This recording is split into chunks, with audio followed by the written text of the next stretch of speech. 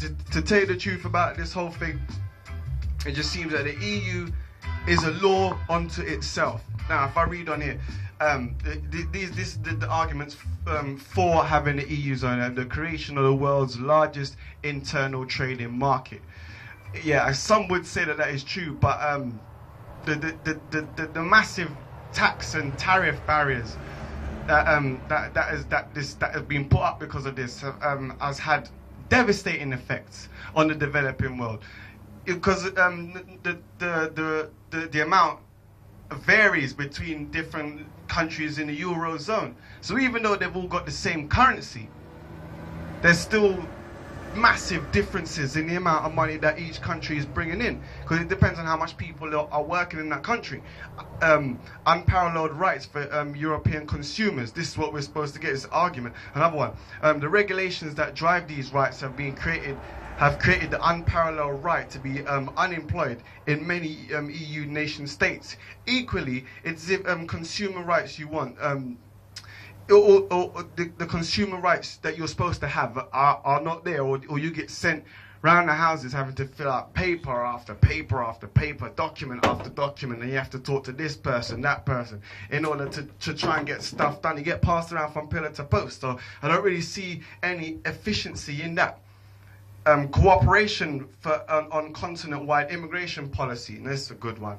Where is that? I haven't seen any of that. If there's so much cooperation, why is it that they're all coming to one country? Why is it, you know, what about the well, if there's been any cooperation, it has been the unspoken agreement between the Euro Mediterranean partnership to encourage mass Islamic immigration, and also different countries. Well, they're not all just going to the EU zone. They're all coming to England. Now, another argument for the EU zone is cooperation on crime through Europol, or the European police. And there's plenty of cooperation on crime through Interpol before the advent of this so-called Europol. And since when did Britain ever give foreign police and their families immunity from British law? This is what you get. How can foreign police and their families have immunity from law? So you come here and just and sell drugs and run riot, and nothing that they can do. Argument number 8, laws that make it easier for British people to buy property in Europe. Ha, yeah, right. You try and buy a property in Europe, you're not going to get, you want to buy one like in the Costa del Sol, or like where it's hot and sunny in the middle. It is, it's like pulling teeth. I'm telling you, it is a complete lie and a fallacy. And all it does is just catch good people out, and it makes them spend vast amount of money on houses that get taken away from you. How can your house that you've bought get taken away? You have to research that, because I've seen a lot. I watched a couple of programs about it, and I was shocked by what was going on. Cleaner beaches and rivers throughout Europe. This is what the EU reckoned that they were going to do. Now, this blue flag scheme has has been a success, but it was French. It was a French national initiative that was launched years later that became something that was picked up by the EU, and it is now suspended. It's suspended the blue flag scheme what they had before. So the one thing that they had before was better than what they came up with now. Argument number 10, 4-week statutory paid holiday a year for workers in Europe. How can that work without somebody paying for it? You can't have people having 4 weeks holiday, paid holiday, because the employer is the one that's going to have to pay for it. How are they going to pay for it if they're already struggling through the high taxation and the rules and the regulations and the red tape and the bureaucracy? And now they've got to also pay for 4 weeks paid holiday as well? Don't make me laugh. Argument number 12, competition from private companies means cheaper phone calls. Now this isn't really a function of the EU. It's really and truly when you're going abroad, I don't see why the prices should be so high in the first place. But the EU they weren't really responsible for that. They decided to blackmail the mobile phone companies into agreeing to what they wanted to do. Basically, it wasn't really it wasn't an agreement. Everybody wasn't all happy about it, because what happened? They reduced the cost of calls in Europe, but it meant locally in your own country the cost of calls, yes, that's right, it went up. And we lost the voicemail. Free voicemail used to have that, but they could, because of the cost increase, they couldn't afford to have the free voicemail. And before, when you were on one particular, I'm not going to mention the network's name. One particular network, they had a.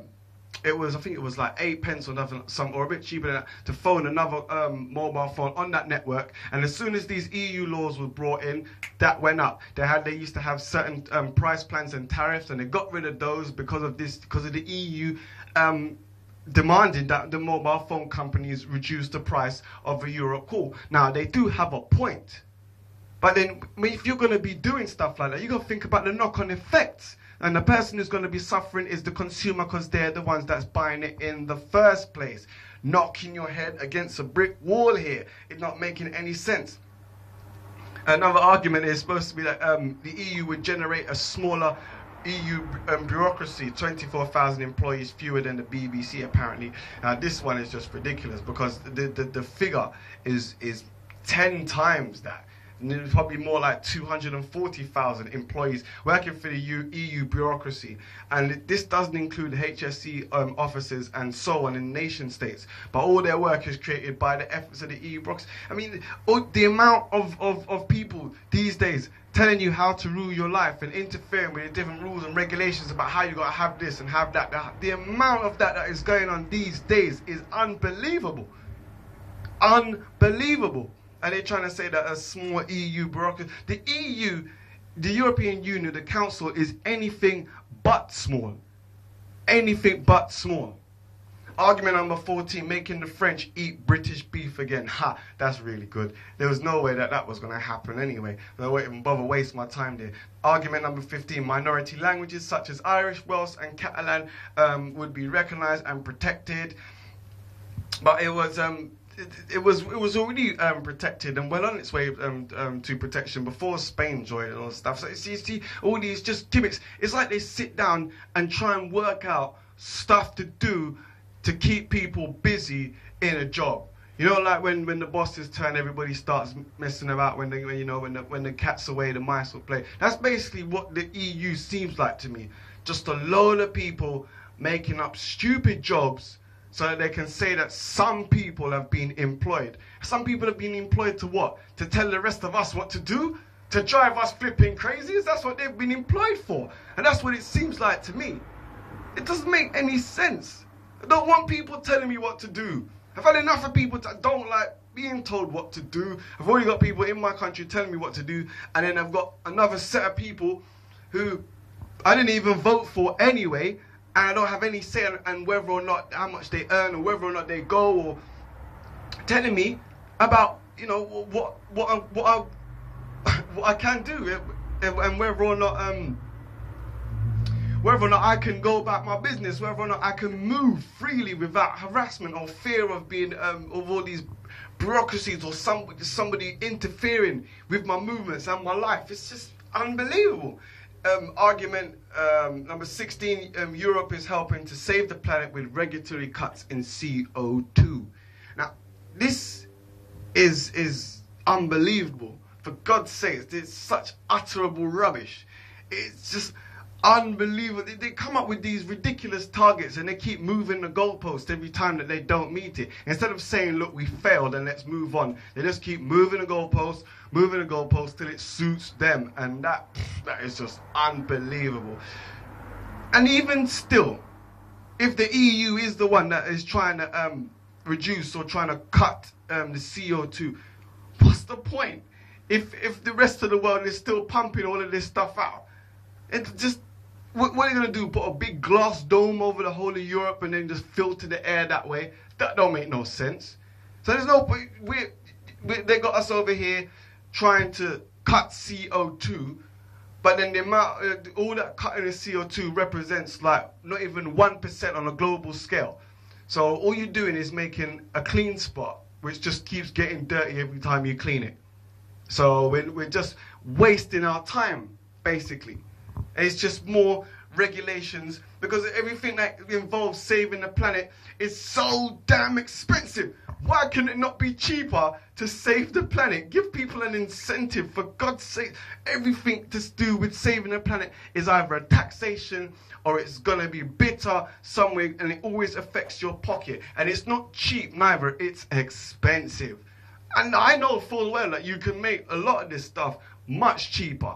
I know that for a fact, but they want to artificially keep the price high so that they can get some sort of recoup some sort of money back from all the money that they've wasted on employing people, telling us what to do, and on and on and on, so on and so forth. So it goes. They say it goes round and round. That's how it works out. I'm telling you. This one currency from Bantry to Berlin as well, but not Britain, is argument number 17.